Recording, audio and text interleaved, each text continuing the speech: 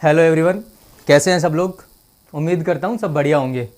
मैं पंकज कुमार आप सभी का स्वागत करता हूं राजस्थान के सबसे सफलतम ई लर्निंग प्लेटफॉर्म पर। ठीक है। तो कल के सेशन में हमने फिजिक्स पोर्शन के अंदर काइनेमेटिक्स स्टार्ट किया था, जिसके अंदर हमने वस्तु की अवस्थाओं के बारे में पढ़ा था, विस्थापन के बारे में पढ़ा था, दूरी के बारे में पढ़ा था अपन ने। ठीक है, तो अपन एक बार थोड़ा सा रिवाइज कर लेते हैं और फिर बाद में उसको आगे से स्टार्ट करते हैं। तो कल अपन ने रेस्ट कंडीशंस मतलब विराम अवस्था के बारे में जाना था कि कोई भी वस्तु कब विराम अवस्था में होती है। ठीक है, तो ये क्या एक रेफरेंस, एक मतलब डायमेंशनल सिस्टम के थ्रू अपन बताते हैं कि कभी ये वस्तु विराम अवस्था में रेस्ट कंडीशन में है।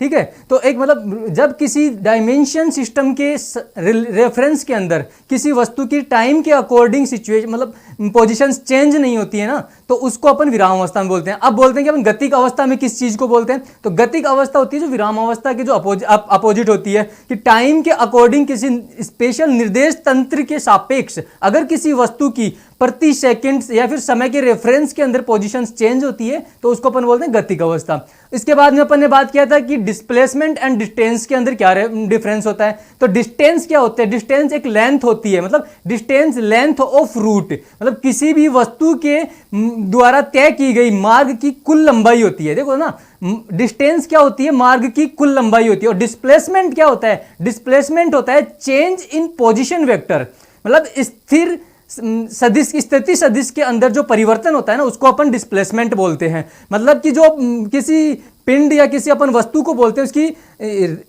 इनिशियल कंडीशन और जो लास्ट इनिशियल पोजीशन और जो लास्ट पोजीशन होती है उन दोनों के बीच के अंदर जो डिफरेंस होता है ना, जो स्मॉलेस्ट जो डिस्टेंस होती है उनके बीच की, उसको अपन डिस्प्लेसमेंट बोलते हैं। ठीक है ना, डिस्प्लेसमेंट एक क्या वेक्टर क्वांटिटी है, मतलब सदिश राशि है, और जो डिस्टेंस है अपनी वो स्केलर क्वालिटी मतलब स्केलर क्वांटिटी है। ठीक है, अदिश राशि है। और क्या डिस्टेंस जो होती है ना वो अपनी हमेशा पॉजिटिव होती है, हमेशा क्या होती है, पॉजिटिव होती है। और डिस्प्लेसमेंट जो होता है अपना पॉजिटिव भी हो सकता है, नेगेटिव भी हो सकता है और जीरो भी हो सकता है। डिस्प्लेसमेंट की वैल्यू कभी भी डिस्टेंस से ज्यादा नहीं हो सकती, मतलब दूरी से ज्यादा नहीं हो सकती। ये चीजें अपन ने की। फिर उसके बाद में अपन ने बात की वेलोसिटी के ऊपर, वेलोसिटी एंड स्पीड के बारे में। स्पीड क्या थी, स्पीड क्या है कि एक मतलब ट्रेवल की गई मतलब दूरी के अंदर परिवर्तन की दर है।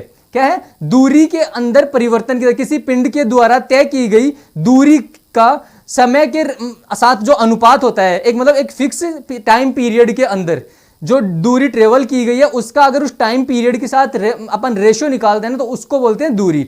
अब आते हैं कि यार फिर वेलोसिटी क्या होती है। वेलोसिटी होती है कि change in rate of change in displacement. Displacement मतलब विस्थापन में परिवर्तन की दर, उसको अपन क्या बोलते हैं, वेग बोलते हैं। फिर कल अपन ने क्या एक मतलब दो चीजें देखी थी अपन ने एवरेज स्पीड के लिए। एवरेज स्पीड एक बार अपन यहां देख लेते हैं ना, कि मान लेते हैं कि ए पॉइंट अपन ने कल देखा, जैसे ए पॉइंट है और एक बी पॉइंट है। यहां मान लेते हैं कि होम किसी का घर है और यहां किसी का ऑफिस है। ठीक है, तो एक व्यक्ति यहां से घर से ऑफिस के लिए निकलता है और वो जाते टाइम क्या है उसकी v1, मतलब अपन एक मान लेते हैं कि v1 वेलोसिटी रहती है, मतलब उसकी स्पीड क्या रहती है, v1 रहती है। और आते टाइम रिटर्न आते टाइम उसकी वेलोसिटी क्या होती है, v2 होती है। अब अगर अपन आने और जाने की एवरेज स्पीड की बात करें ना यहां पे, तो कल अपन ने ये निकाला भी था, तो ये इसकी एवरेज जो स्पीड हो जाती है,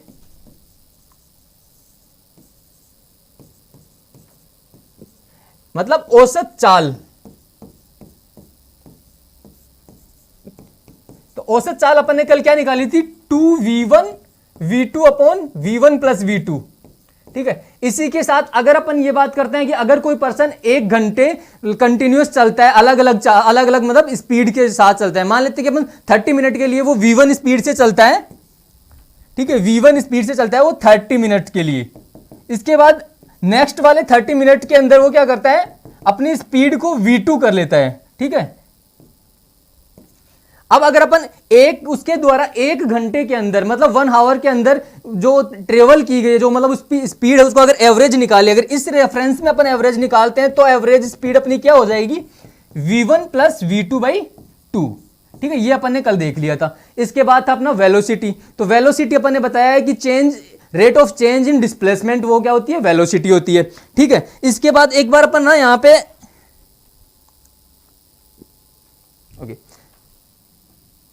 अपन यहाँ पे ना एक बार मैं आपको बता देता हूँ दूरी और डिस्प्लेसमेंट का एक और मतलब क्या किस तरह से अपन डिफरेंस को देख सकते हैं, क्योंकि क्या है ना कि डिस्प्लेसमेंट अपने को ना आगे काम आने वाला है। कैसे काम आने वाला है? क्योंकि फोर्स अपन अगर बात करें ना फोर्स की, ये अपन वैसे डिटेल में आगे पढ़ेंगे, एक बार बता रहा हूं फोर्स की जो मतलब सॉरी वर्क, कार्य की, वर्क की बात करें ना तो वर्क क्या होता है? फोर्स मल्टीप्लाई बाई डिस्प्लेसमेंट, विस्थापन। ठीक है, अगर अब जैसे अपन बात करते हैं कि अगर कोई व्यक्ति है वो स्टेशन के ऊपर खड़ा है, ठीक है, स्टेशन के ऊपर खड़ा है और 70 किलो या फिर मान लेते 50 किलो का एक वजन उठा करके अपने सर के ऊपर रख रखा उसने, ठीक है। अब वो चलते हुए क्या मतलब स्टेशन पे काफी सारे प्लेटफॉर्म्स होते हैं, तो सभी प्लेटफॉर्म पे एक नंबर प्लेटफॉर्म से स्टार्ट होता है और चलते हुए मतलब 4-5 प्लेटफॉर्म पे जाकर के वापस घूम करके एक नंबर प्लेटफॉर्म पे आ जाता है। ठीक है, अगर अपन ऐसे देखें तो उस व्यक्ति ने मेहनत तो की है, लेकिन अगर अपन फिजिक्स की लैंग्वेज के अंदर बोले ना तो उसके द्वारा किया गया कार्य क्या हो जाएगा? जीरो हो जाएगा। क्यों हो जाएगा? क्योंकि उसने जहां से स्टार्ट किया था ना वहीं पे आकर के वो वापस रुक गया। तो उसका जो डिस्प्लेसमेंट होता है, अपन ने डिस्प्लेसमेंट क्या माना था, मतलब क्या होता है डिस्प्लेसमेंट, क्या समझा था कि फर्स्ट जो उसकी पोजीशन है, फर्स्ट पोजीशन और जो लास्ट पोजीशन है, उन दोनों के बीच का जो डिफरेंस होता है, मतलब जो उनके बीच की स्मॉलेस्ट जो डिस्टेंस होती है उसको अपन डिस्प्लेसमेंट बोलते हैं। तो ये व्यक्ति तो वहीं से स्टार्ट हुआ एक नंबर प्लेटफॉर्म पे, मतलब कोई एक फिक्स जो अपन फिक्स जगह मान लेते हैं वहां से, और वहीं पे आकर के वापस रुक गया। तो इसका टोटल डिस्प्लेसमेंट अगर अपन देना तो डिस्प्लेसमेंट तो जीरो हो गया, क्योंकि ये वहीं से स्टार्ट हुआ और वहीं से स्टार्ट हुआ और वहीं पे रुक गया। तो डी की इक्वल टू जीरो, और यहां पे अगर अपन देखें तो एफ चाहे जो भी हो बट ये डी जीरो हो गया, तो डब्ल्यू क्या हो गया? Work equal to zero. ठीक है, तो मतलब उसने मेहनत तो की है, एफर्ट्स तो लगाए हैं, पर उसके द्वारा किया गया कार्य जीरो हो गया। इसलिए एक बार अपन समझ लेते हैं कि दूरी और विस्थापन को एक बार एक चीज एक और तरीके से ना, फिर जल्दी अपन इक्वेशन ऑफ मोशन स्टार्ट करने वाले हैं। एक अपन ये सर्कल लेते हैं, इसके ए पोजीशन पे कोई व्यक्ति खड़ा है और ये है फर्स्ट पोजीशन, ठीक है। इसके बाद ये है इसकी सेकंड पोजीशन, ये इसकी थर्ड पोजीशन अपन मान लेते हैं, एक बार ये मान लेते हैं अपन फोर्थ पोजीशन, ठीक है। अब अगर ये व्यक्ति चलना स्टार्ट करता है, क्या करता है? ये व्यक्ति चलना स्टार्ट करता है और ए पोजीशन से ए मतलब इस सेकंड पोजीशन पे आता है, फर्स्ट पोजीशन से सेकंड पोजीशन पे आता है, यहां पे आ जाता है, ठीक है। तो अपन एक केस ले लेते हैं, ये ले लेते हैं इधर फर्स्ट केस। कौन सा है? ये केस फर्स्ट है, ठीक है। इसके अंदर अगर अपन बात करें ना तो अब यहां पे अगर डिस्टेंस की बात करें अपन, दूरी की, तो दूरी क्या हो जाएगी इसकी? तो ये दूरी हो जाएगी इसकी पाई आर बाई टू। क्यों? क्योंकि टोटल इसकी जो पेरीफेरी होती है ना वो तो होती है 2 पाई आर। तो ये यहां से यहां तक आया तो मतलब 1/4 उसने इसका पाथ ट्रेवल कर लिया। तो 1/4 पाथ ट्रेवल कर दो, 2 पाई आर का अपन बाई 4 करेंगे तो पाई आर बाई 2 हो गया, ठीक है। अब अगर इसी कंडीशन में अगर अब एक बार यहां पर अपन ये भी मान लेते हैं कि इसकी जो रेडियस है ना वो आर है, ठीक है। अब अगर अपन देखें ना डिस्प्लेसमेंट की बात करें कि इसने कितना डिस्प्लेसमेंट तय किया है, तो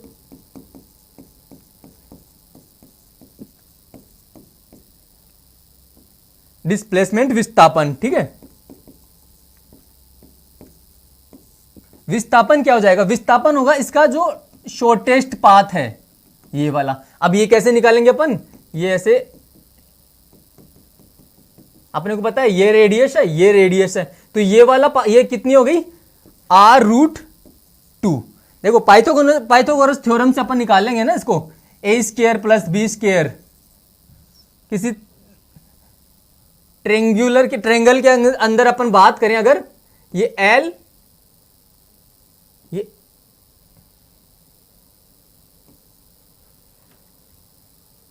ये A, सॉरी ये K, ये L और ये A, तो a² + l² equal to K, and K equal to यहां पे अपने को पता है r² + r² इक्वल टू ये कितना हो गया? r√2। तो ये कितनी आ गई? r√2। विस्थापन इसका कितना हो गया? r√2, ठीक है। अब इसके बाद अगर ये व्यक्ति आगे की ओर चलता है, ठीक है, आगे की ओर चल करके कहां जाता है? ये थर्ड कंडीशन पे यहां पे आ जाता है, थर्ड पोजीशन पे। तो ये हो गया इसका केस सेकंड। अपन केस सेकंड की बात करें कि जब व्यक्ति यहां से क्या फर्स्ट से चल के सेकंड आता है तो इसको बोल रहे हैं अपन केस फर्स्ट। केस सेकंड मतलब फर्स्ट से चला और थर्ड तक पहुंच गया, ठीक है। इसके अंदर अगर अपन दूरी की बात करें तो दूरी उसने कितनी ट्रेवल कर ली, हाफ सर्कल ट्रेवल कर लिया ना उसने, हाफ सर्कल कर लिया तो कितना हो गया इसका पाई आर, दूरी कितनी हो गई पाई आर, ठीक है। अगर अपन इस चीज का विस्थापन की बात करें इसमें तो विस्थापन तो अपन सीधा निकाल लेंगे ना, ये आर एंड ये आर, तो आर एंड आर कितना हो गया 2r, तो इसका विस्थापन हो गया 2r, ठीक है। अगर अब ये वापस ये व्यक्ति चल करके फोर्थ पोजीशन के ऊपर आ जाता है, मतलब case third,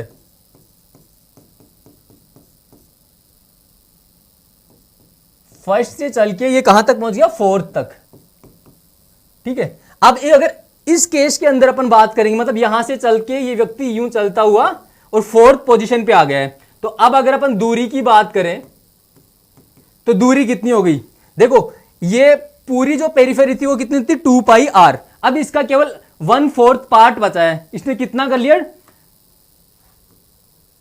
3/4 part into 2 pi are, तो कितना कर लिया इसने 3 पाई आर बाई 2, ये क्या हो गई डिस्टेंस, इसके द्वारा ट्रेवल की गई डिस्टेंस। अब विस्थापन की बात करें अगर अपन तो विस्थापन तो वो ही हो गया ना, ये देखो शॉर्टेस्ट पाथ दोनों पॉइंट्स के बीच में, तो सेम वाला जो यहां वाला था वो यहां निकल जाएगा, आर एंड आर, ये हो गया r√2। अब देखो यहां समझने वाली बात है, क्या है कि ये दूरी इस तरह से चलता हुआ यहां पे इस पोजीशन पे है तब भी उसका विस्थापन सेम है, और इस पोजीशन पे है तब भी उसके विस्थापन का मैग्नीट्यूड सेम है, ठीक है। इसके विस्थापन का मैग्नीट्यूड सेम है, कितना है r√2। तो अब जब वापस ये चल करके फर्स्ट पोजीशन पे पहुंच जाता है, ठीक है, केस फोर्थ, जब ये फर्स्ट से चल के सेकंड थर्ड होता हुआ फोर्थ पे पहुंच जाता है, तब इसके द्वारा ट्रेवल की गई दूरी कितनी हो जाएगी 2 पाई आर, और विस्थापन कितना हो जाएगा, अब इस कंडीशन में इसका विस्थापन कितना हो गया 0 हो गया, क्यों, क्योंकि यहीं से चलना स्टार्ट किया इसने और वापस यहीं पे पहुंच गया है, ए से चलना स्टार्ट किया और ए के ऊपर ही वापस पहुंच गया, तो अभी इसका विस्थापन 0। तो देखो इस तरह से विस्थापन, और अपन इसके थ्रू ना विस्थापन और दूरी के अंदर डिफरेंस समझ पा रहे हैं, ठीक है, कि विस्थापन क्या होता है शॉर्टेस्ट पाथ बिटवीन 2 पॉइंट्स, ठीक है, ये हो गया अपना। इसके बाद के अंदर अपन ने बात की थी वेलोसिटी की, velocity display rate of change in displacement, ठीक है। उसके बाद अपन बात करते हैं एक्सेलरेशन की, त्वरण की।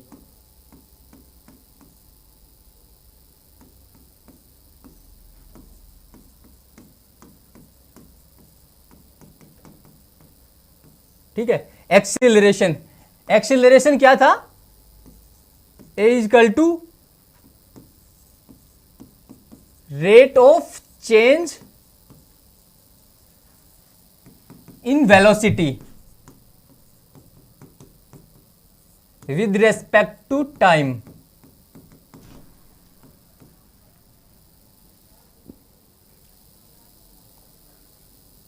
ठीक है, विद रेस्पेक्ट टू टाइम।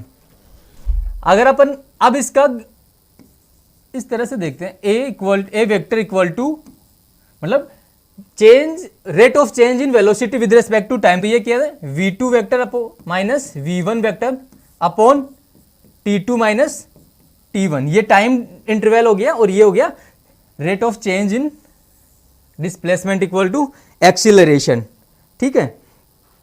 इसके बाद अगर अपन इसके एक दो ग्राफ देखें तो ग्राफ क्या था अपना, वेग, वेलोसिटी और टाइम के रेफरेंस में अगर अपन ग्राफ खींचते हैं ना तो अलग अलग तरह से देखते हैं। जैसे एक तो ये वाला अपना ग्राफ है, इसके अंदर क्या है ना, ये मान लेते हैं अपन v नोट है ये पॉइंट। अब ये क्या बताता है अपने को, कई बार क्या होता है एग्जाम के अंदर ग्राफ दे देता है और वो पूछता है कि ये ग्राफ से मतलब क्या डिनोट कर रहा है, क्या अपन मतलब ये ग्राफ, अगर इस ग्राफ को कोई ऑब्जेक्ट फॉलो कर रहा है तो वो किस कंडीशन में है, ठीक है। तो ऑप्शन में दे देता है कि एक्सेलरेट कंडीशन में है, इक्वल यूनिफॉर्म वेलोसिटी कंडीशन में है, या फिर रेस्ट कंडीशन में है, इस तरह से दे देता है, ठीक है। तो अपन इसको देखते हैं ना, यहां पे देखो t इक्वल टू 0 के ऊपर अगर अपन देखें तो t इक्वल टू 0 पे v इक्वल टू क्या हो गया, v नोट, ठीक है। अब अगर अपन थोड़े टाइम बाद यहां कोई पॉइंट ले लेते हैं t नोट, अगर t नोट पे बात करें ना तो t naught at t equal to t naught, ठीक है। यहां पे v की बात करें तो सेम v नोट है अभी भी, देखो ये मतलब जो पैरेलल लाइन है t के साथ में, तो ये क्या बता रही है कि इसकी v की वैल्यू हर जगह हर टाइम के ऊपर v नोट इक्वल है, ठीक है। तो जब टाइम की वैल्यू इक्वल है, कोई चेंज हो ही नहीं रहा है, टाइम के वेलोसिटी की वैल्यू इक्वल है, टाइम के रेफरेंस के अंदर, टाइम के रेस्पेक्ट के अंदर कोई चेंज ही नहीं हो रहा है, तो फिर इसमें एक्सेलरेशन की वैल्यू तो आएगी नहीं कि एक्सेलरेशन का मान तो 0 हो गया, क्योंकि एक्सेलरेशन क्या होता है, rate of change in velocity with respect to time, और इसके अंदर तो कोई मतलब चेंजेस हो ही नहीं रहे हैं वेलोसिटी के अंदर, तो ये एक्सेलरेशन की वैल्यू यहां पे क्या होगी, 0, ठीक है। तो इस तरह से कई बार अपने से पूछ लेता है, एक ग्राफ दे देता है और एग्जामिनर, और पूछ लेता है कि ये मतलब कोई पिंड अगर इसको फॉलो कर रहा है, इस वेलोसिटी से अगर वो गतिमान है, तो क्या मतलब ऑप्शंस में दे देता है कि तो किस मतलब तो वो किसको सेटिस्फाइड कर रहा है, किस ऑप्शन को, ठीक है। तो ये हो गया अपना फर्स्ट। आगे वाला अगर दूसरा अपन देखें,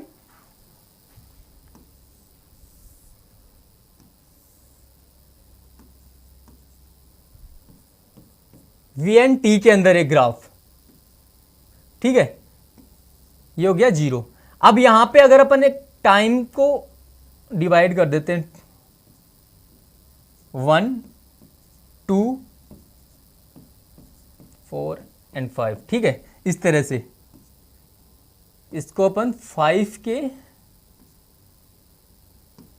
रिस्पेक्ट में करते हैं, तो 15, 20, 25, ठीक है। अब अगर अपन निकाल के देखें ना, तो ये मैं अब ऐसा मान लेते हैं कि अपने एग्जाम में एग्जामिनर ने ये दे दिया और पूछा है कि इसका एक्सेलरेशन क्या होगा, या फिर ये मतलब किस ऑप्शंस को सेटिस्फाइड करता है, उसमें अपने को दे देता है वो कि ये मतलब एक समान वेग से चल रहा है, मतलब यूनिफॉर्म वेलोसिटी से ये गतिमान है, या फिर मतलब एक यूनिफॉर्म एक्सेलरेट मोशन में है, या फिर एक मतलब ये नॉन यूनिफॉर्म एक्सेलरेशन कंडीशन में है, ठीक है। तो इस तरह से ऑप्शंस दे देता है वो। अब अपन इसको देखते हैं, ठीक। अगर अपन 0 से यहां से बात करते हैं ना, यहां से ले एक फर्स्ट एक अपने इसका पार्ट ले लेते हैं छोटा, ये वाला, ठीक है।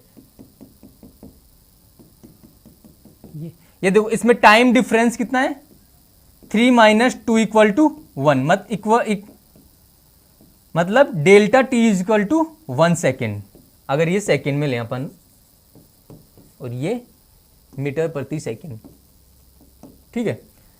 तो इधर से अगर अपन इसकी बात करें तो ये कितना हो गया अपना 1 सेकेंड, ठीक है। अब अगर इस पोर्शन की बात करें अपन, मतलब किसकी, इस वाले की, तो ये कितना हो गया 20 - 50 इक्वल टू 5, ठीक है।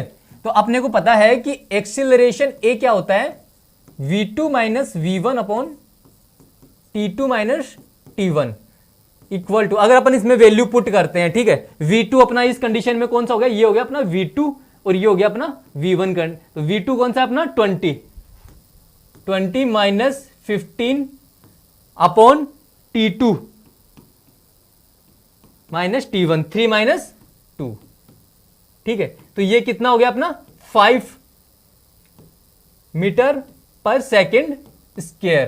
देखो ये मीटर पर सेकेंड स्क्वायर क्या है, एक्सीलरेशन की यूनिट है, एक्सीलरेशन की क्या है, यूनिट। और अगर इसकी वीमा की बात करें अपन, तो ये क्या होती है, एल टी की पावर -2, ठीक है। ये इसकी क्या होती है, वीमा होती है। एल क्या बताता है, जब मीटर को अपन किस में लिखते हैं, एल में, और जो सेकंड है उसको क्या में लिखते हैं, टाइम, तो टाइम को टी से लिखते हैं अपन, है ना, तो टी से लिखे, और जो मतलब ये क्या कि नीचे की तरफ है सेकंड स्क्वायर, तो इसको -2 करके इसकी पावर ये कर दिया, ये इसकी क्या हो गई, वीमा हो गई, और ये इसकी क्या है, यूनिट है, ठीक है। तो अपना यहाँ पे अपन क्या देख रहे थे कि इसका अगर 2 से 3 के बीच में अगर देखते हैं तो एक्सीलरेशन की वैल्यू कितनी आ रही है, 5 आ रही है। ठीक है, आगे अपन फिर से इसको चेक करते हैं एक बार, 1 से 2 के बीच में चेक कर लेते हैं एक बार। तो 1 से 2 के बीच में फिर से अपन इसी तरह से करते हैं कि 2 - 1, ये देखो 1 हो रहा है, और इधर से 10 - 5 ये 5 हो रहा है, तो 5/1 फिर से इसका स्लोप यहाँ पे कितना आ गया, v इक्वल टू यहाँ पे भी के लिए भी 5 आ रहा है, सॉरी a इक्वल टू 5, इसके लिए भी a इक्वल टू 5। मतलब क्या हो गया, ये यूनिफॉर्म एक्सिलरेटेड, मतलब यूनिफॉर्म एक्सिलरेशन मोशन में है ये जो भी पिंड इस मैप जो इस ग्राफ को फॉलो कर रहा है ना, वो काय में है, कौन से मोशन में है, यूनिफॉर्म एक्सिलरेटिंग फॉर्म में है। ठीक है, ठीक, तो ये हो गया अपना मतलब त्वरण से रिलेटेड अपन ये चीज देख ली। अब इसके बाद में क्या करते हैं, एक चीज और देख लेते हैं एक बार, मैप के अंदर जब बात कर रहे हैं अपन, ये v और ये t, अपन ने क्या बताया है कि वेग और समय ग्राफ का जो स्लोप है वो क्या बताता है, एक्सिलरेशन। ठीक है, क्योंकि यहां अपन करते हैं ना v/t, तो ये क्या, अब ये तो चलो ठीक है, अब इसका एरिया क्या बताता है, ये जो नीचे एरिया है इसका, ये एरिया क्या बताता है, ये अगर एरिया निकालते हैं ना पर अपने से अगर पूछ लेता है कि वो मतलब चेंज इन डिस्प्लेसमेंट पूछ लेता है कि इस ग्राफ को फॉलो करता है, इस वेग से वो मतलब कोई भी ऑब्जेक्ट है जो इस ग्राफ को फॉलो कर रहा है और इस एक्सीलरेशन से वो गतिमान है। ठीक है, तो अब वो उसके अंदर उसके द्वारा कोई टाइम के ऊपर, एक टाइम पीरियड के अंदर चेंज इन डिस्प्लेसमेंट कितना होगा, तो यहां से अपन अपने से पूछ लेता है, बाई चांस अपन मान लेते हैं कि T1 से T2 तक जो वो ट्रेवल करता है तो उसके डिस्प्लेसमेंट में कितना चेंजेस आता है, तो वो अपन उसके लिए अपन क्या करेंगे, ये वाला एरिया निकाल लेंगे। ठीक है, ये वाला जो एरिया आएगा ना वो क्या होगा, चेंज इन डिस्प्लेसमेंट।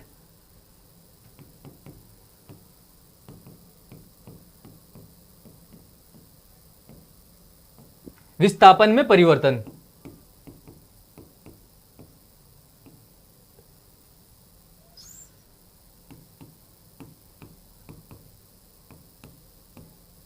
क्या होगा, विस्थापन में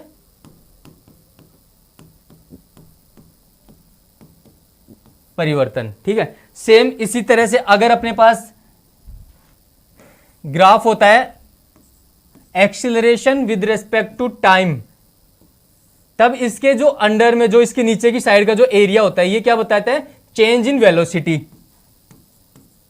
area equal to change in velocity.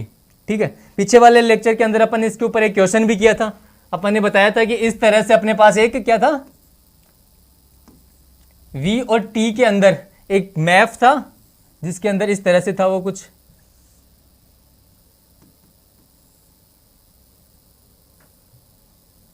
यहां पे 4 था सेकंड में, ये 3 था, ये 2 था,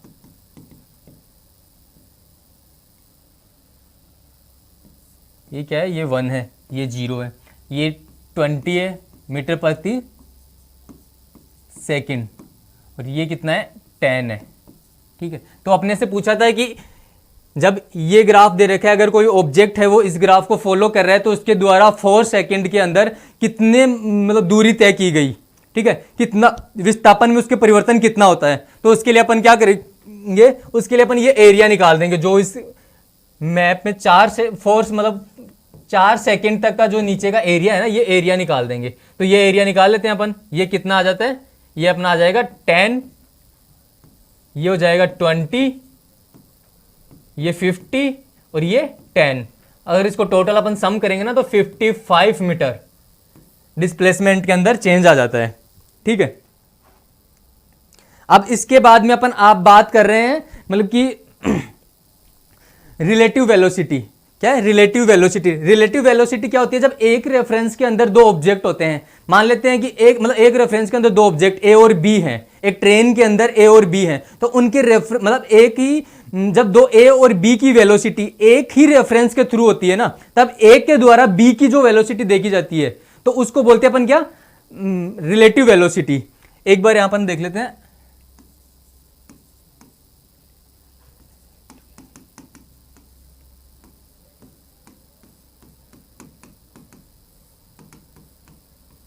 आपेक्षिक वेग।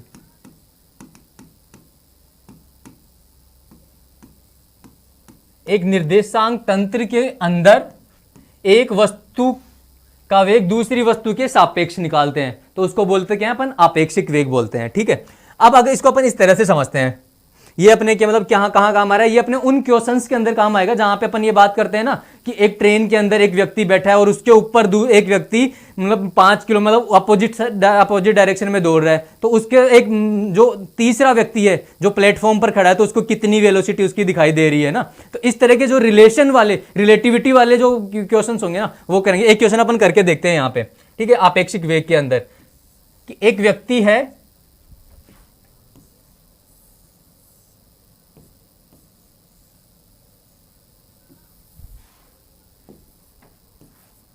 वो ट्रेन के ऊपर, ठीक है, 5 किलोमीटर पर हावर की स्पीड से इस डायरेक्शन के अंदर दौड़ रहा है, और ट्रेन की जो स्पीड है वो अपोजिट डायरेक्शन के, व्यक्ति के अपोजिट डायरेक्शन के अंदर है 70 किलोमीटर पर हावर। ठीक है, अब अगर कोई जमीन पे खड़ा हुआ व्यक्ति, या फिर ऐसे मान लेते कि जो ट्रेन के पास में अगर सड़क के ऊपर कोई चलती हुई कार से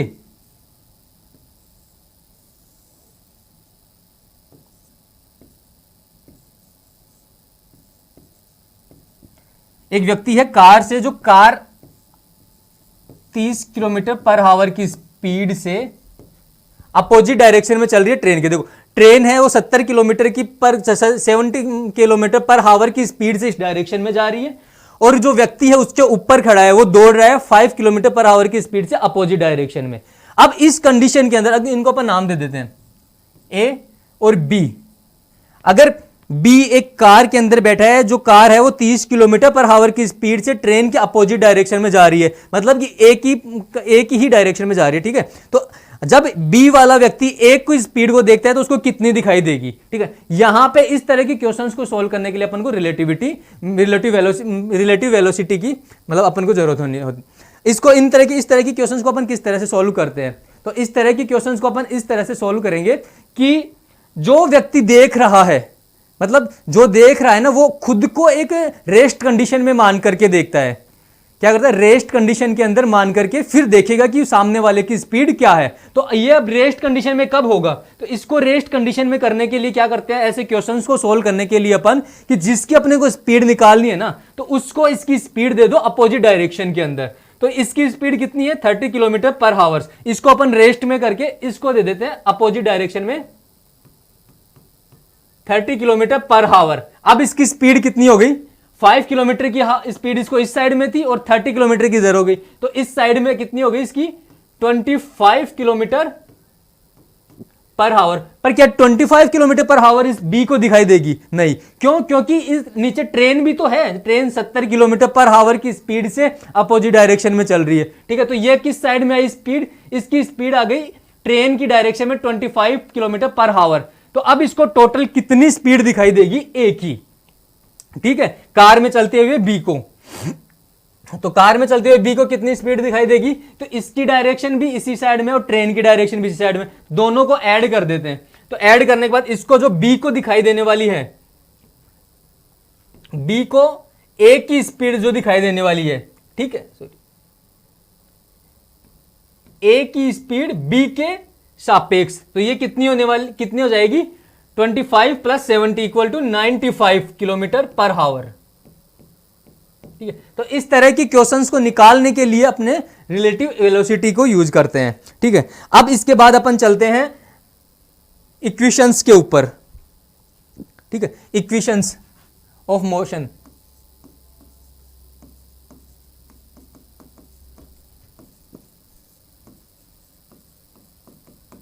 जो न्यूटन की बेसिक इक्वेशंस हैं गति की, उनके ऊपर। ठीक है, तो फर्स्ट इक्वेशन की बात करें तो यार ये इक्वेशन ना उन्हीं से निकली है जो अभी अपन ने पढ़ चुके हैं पहले। ठीक है, अब अपन यहाँ पे फर्स्ट इक्वेशंस को देखते हैं कि फर्स्ट इक्वेशन कैसे आती है। अपने को पता है कि a इक्वल टू क्या होता है, v2 minus v1, rate of change in velocity is equal is with respect to time is equal to acceleration, ठीक है, ए अपने को पता है। अब अगर अपन देखें ऐसे एक, ठीक है, ये ले लिया अपन ने, एक मैप है अपने पास जो इसकी इनिशियल क्या है, स्पीड u है, ठीक है, और एक पॉइंट ले लेते हैं, यहां पे इसकी स्पीड कितनी है, v है, ठीक है, यहां पे t, और ये t के रेफरेंस में है, ठीक है, ये v0, ठीक। अब देखो यहां पे अगर इसके लिए अपने को एक्सीलरेशन निकालना हो कि इनिशियल कंडीशन में किसी के पास वेग u है और वो इस तरह से मतलब a एक्सीलरेशन के साथ कोई पिंड मतलब गतिशील है, तो उसके लिए अपन ना इसके लिए एक्सीलरेशन देखते हैं, a इक्वल टू अपन यहां से अगर वैल्यू पुट करें, ये अपना क्या हो गया v2, ये v1, और t1 इक्वल टू 0, जो क्योंकि v1 के रेफरेंस के अंदर t देखें तो t1 इक्वल टू 0 और t2 इक्वल टू t, ठीक है। तो यहां से देखो v minus you upon t minus 0, ठीक है। तो ये क्या, इसको अगर अपन इस साइड में ले आए तो क्या हो जाएगा, ये v minus u is equal to a into t, और v इक्वल टू क्या हो गया u प्लस ए टी। ये क्या है, न्यूटन की गति की फर्स्ट इक्वेशन ऑफ मोशन, ठीक है, ये पहली इक्वेशन है। इसके बाद बात करते हैं अपन दूसरी इक्वेशन। पहली इक्वेशन कहां से रिलेटेड है, वेलोसिटी से रिलेटेड है। दूसरी जो इक्वेशन है, सेकंड इक्वेशन, वो डिस्प्लेसमेंट, दूरी से इक्वेशन मतलब दूरी डिस्प्लेसमेंट से रिलेटेड है, ठीक है। तो अपने को पता है क्या है कि v इक्वल टू क्या होता है, dx बाई dt, ठीक है। और v के लिए अपन ने अभी एक इक्वेशन निकाल चुके हैं, v is equal to u plus a t, ठीक है। ये कहां से आया, ये देखो ऐसा है कि v के लिए v क्या होता है अपने को पता है, x2 minus x1 upon t2 minus t1। अगर ये जो टाइम पीरियड है ये बहुत ज्यादा कम होता है, मतलब एक जीरो के इक्वल टू होता है, t2 minus t1 is equal to delta t. अगर ये गोज टू 0 हो, सपोज करते हैं कि एकदम काफी बहुत छोटा पार्ट है, तो इसको अपन किस तरह से लिखते हैं, इसको इस तरह से लिखते हैं अपन, limit delta T is equal to 0 delta X upon delta T. Mostly ये कहां यूज आता है, मोस्टली है नॉन यूनिफॉर्म जो मोशंस होते हैं, नॉन यूनिफॉर्म एक्सिलरेटिंग जो मोशन होते हैं ना, उनके अंदर ये काम आता है, ठीक है। जिसमें जिनमें जो त्वरण का मान होता है वो एक मतलब वेरिएबल होता है, त्वरण का मान, उनके अंदर मोस्टली ये काम में आता है। बाकी मतलब ये सब जगह काम में अपन ले सकते हैं, लेकिन उनके अंदर ये स्पेशली काम में लिया जाता है। जो अपन इक्वेशंस निकाल रहे हैं ये वन डायमेंशन के लिए इक्वेशंस है, ठीक है, वन डायमेंशन मतलब एक विमीय गति के लिए, ठीक है। तो ये इसको अपन क्या लिख देते हैं, इसको इस तरह से लिख देते हैं, dx upon dt, v is equal to, तो ये यही है v equal to dx by dt। d मतलब कि डिफरेंशिएशन, अवकलन, ये अवकलन को बताता है, ठीक है। तो अपने को पता है v इज इक्वल टू क्या होता है, dx बाई dt,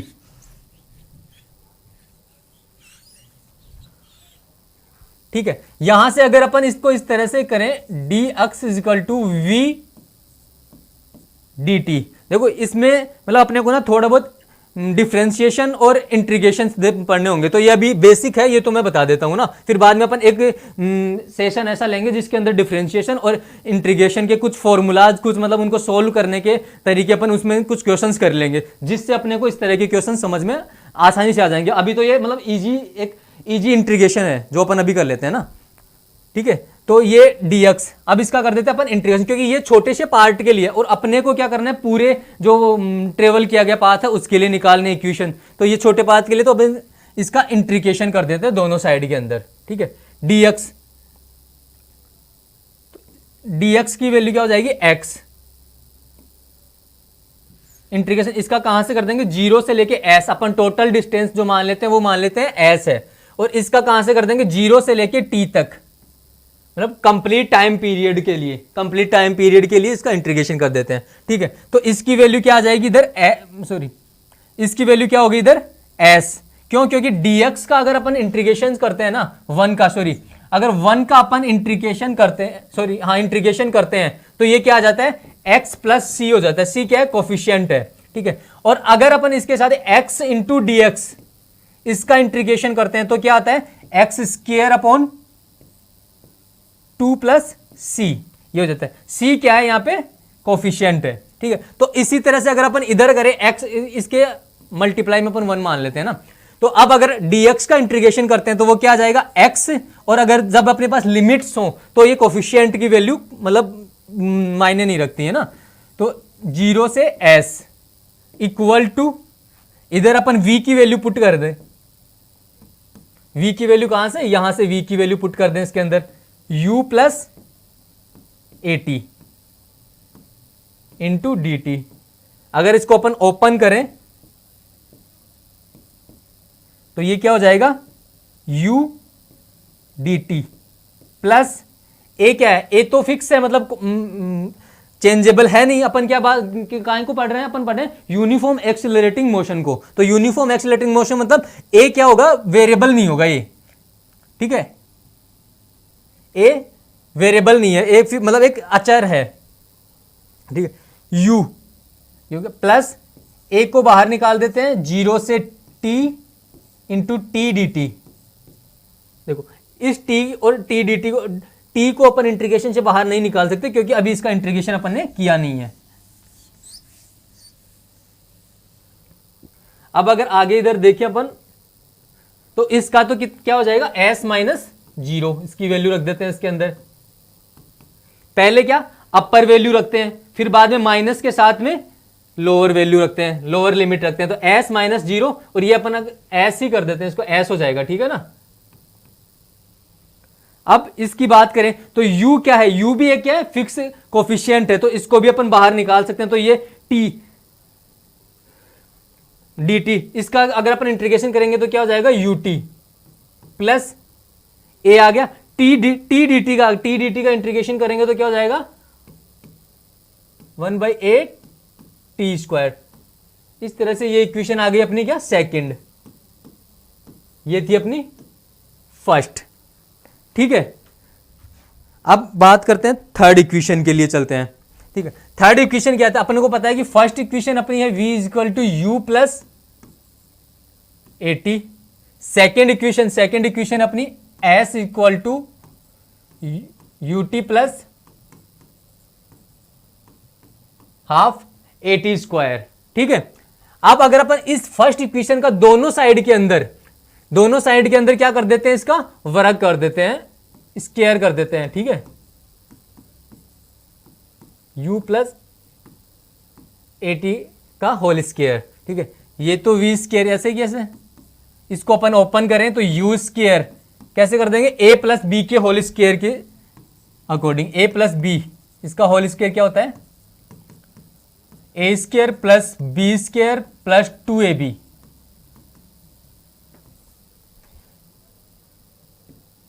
ठीक है।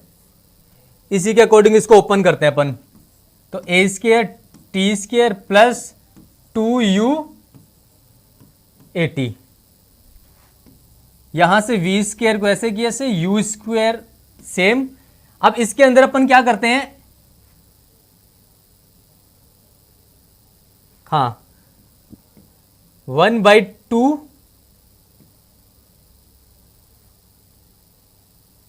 a को कॉमन ले लेते हैं, ठीक है ना। एक सेकेंड,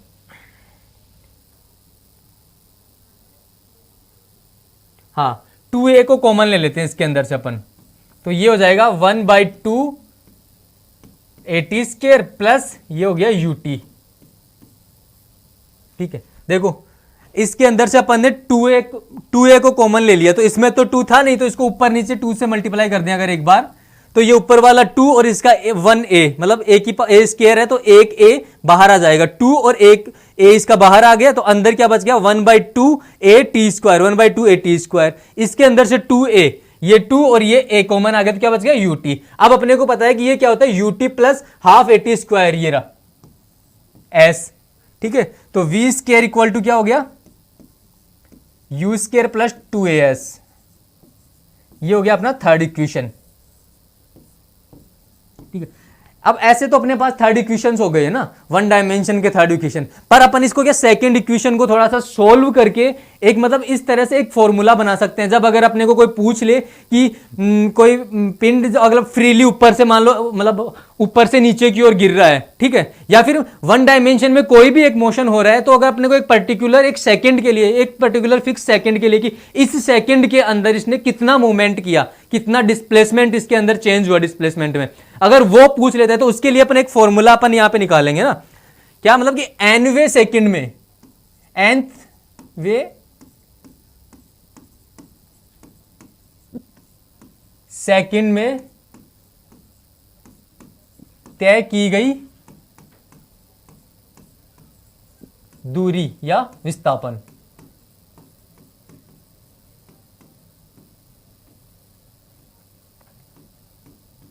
ठीक है, nth सेकंड के अंदर, nवे सेकंड में, मतलब किसी भी मोशन के अंदर nवे सेकंड में अपने को निकालना है। ठीक है, तो अपन एक बार s इक्वल टू अपने को पता है क्या होता है, ut plus half at square. अब अपन मान लेते हैं कि यार n सेकंड के लिए निकाले अगर, तो ठीक है, यहां पे t की जगह क्या कर देंगे अपन n सेकंड के लिए, जैसे 1 2 3 4 डॉट डॉट करके n तक, मतलब nवे सेकंड के लिए निकाल रहे हैं अपन, तो nवे सेकंड के लिए अपन को अगर दूरी की बात करें तो उसको sn कर देते हैं। sn इक्वल टू क्या हो जाएगा, un plus half an square, ये हो गया nवे सेकंड के अंदर ट्रेवल की गई दूरी। ठीक है, अब अगर बात करें अपन बोल रहे हैं कि एक सेकंड के लिए, तो ये तो n सेकंड के लिए हो गई, 1 से लेके n सेकंड के लिए। अगर इस डिस्टेंस के अंदर से अपन सेपरेट मतलब माइनस कर दे, लेस कर दे एस n माइनस 1 सेकंड, मतलब n माइनस 1, n से पहले वाले सेकंड तक की ट्रेवल की गई डिस्टेंस को, तो क्या आ जाएगी अपने पास nवे सेकंड में, एक मतलब पर्टिकुलर सेपरेट nवे सेकंड में उसने कौन सी डिस्टेंस ट्रेवल की है। तो यहां पर अपन लिख लेते हैं एस n माइनस 1 वे सेकेंड में ट्रेवल डिस्टेंस है ना,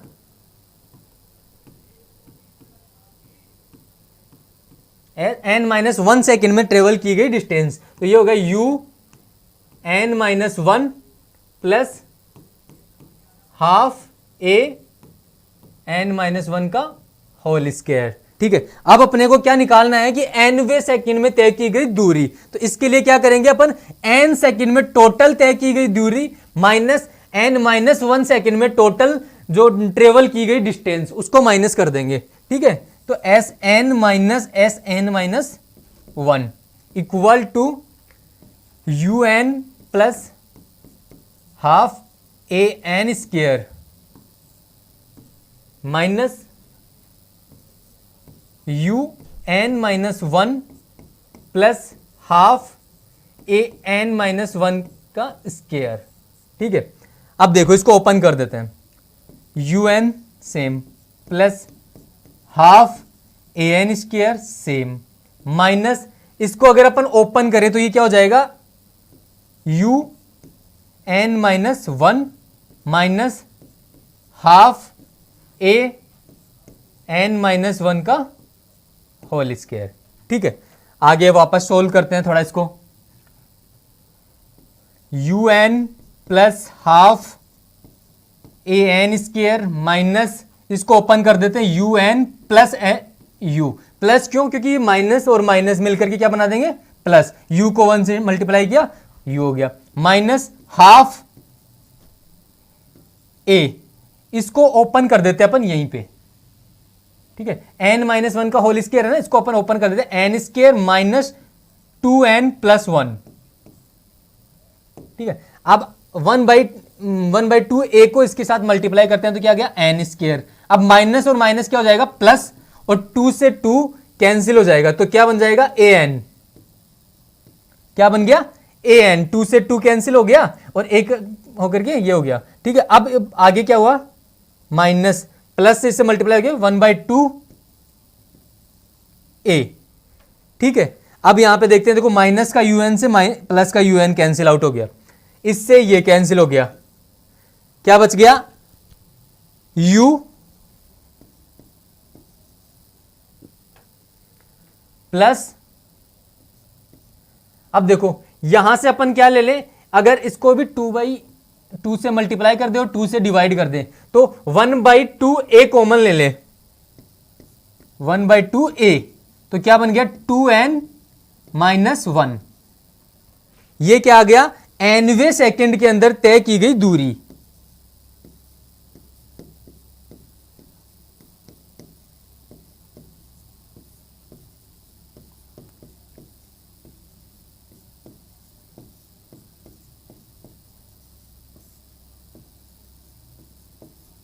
ठीक है, तो ये एक इक्वेशन और अपने को ध्यान में रखनी है, क्योंकि इससे क्या एक अपनी जो कैलकुलेशन है ना वो इजी हो जाएगी जब ये इक्वेशन अपने को पता होगी। जैसे मान लो कि अपने पास एक क्वेश्चन आता है, ठीक है, चलो अपने एक क्वेश्चन कर ही लेते हैं। ठीक है, एक क्वेश्चन अपन कर ही लेते हैं ना।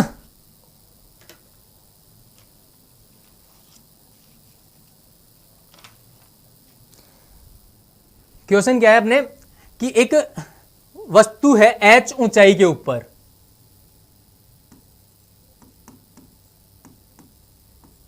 ठीक है, ये h ऊंचाई से ये वस्तु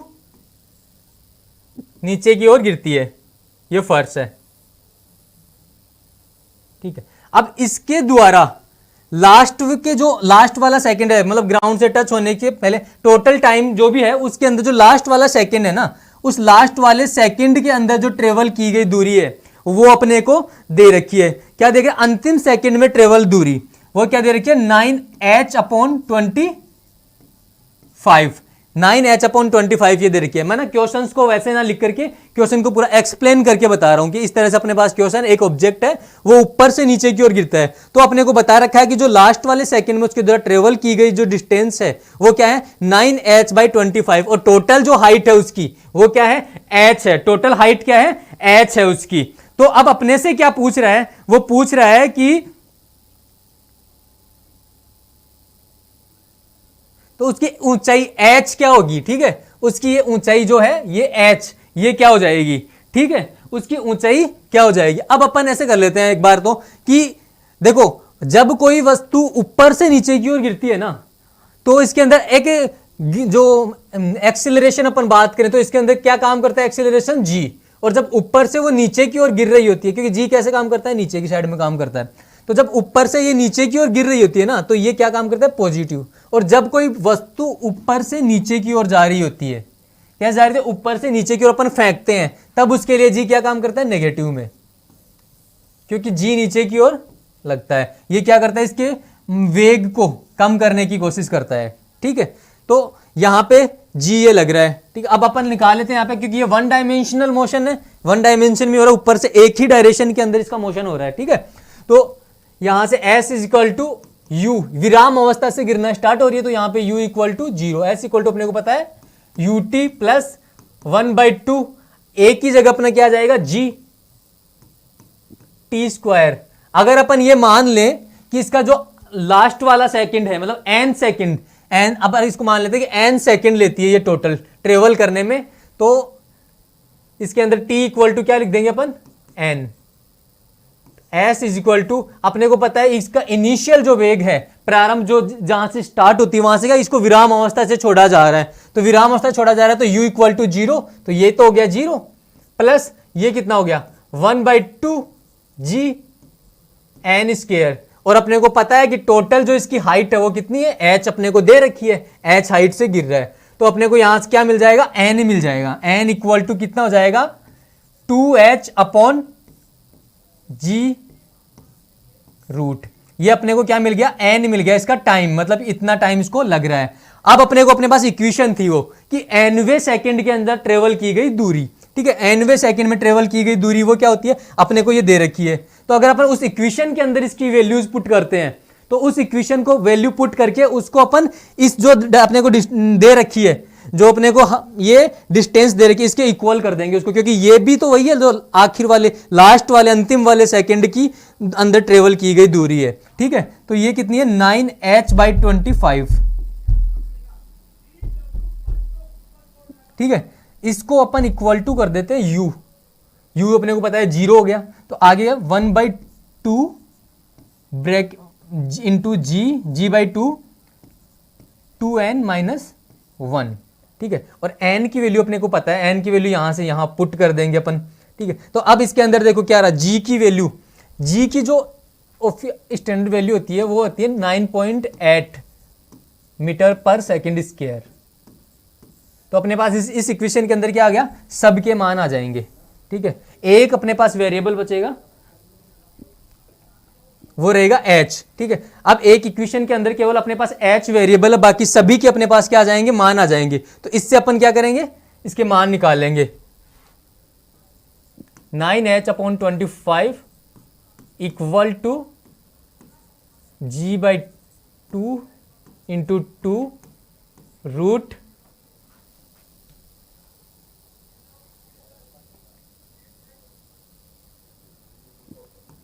2h/g -1। इससे अपने पास h की वैल्यू आ जाएगी 122.5 मीटर के अप्रॉक्स।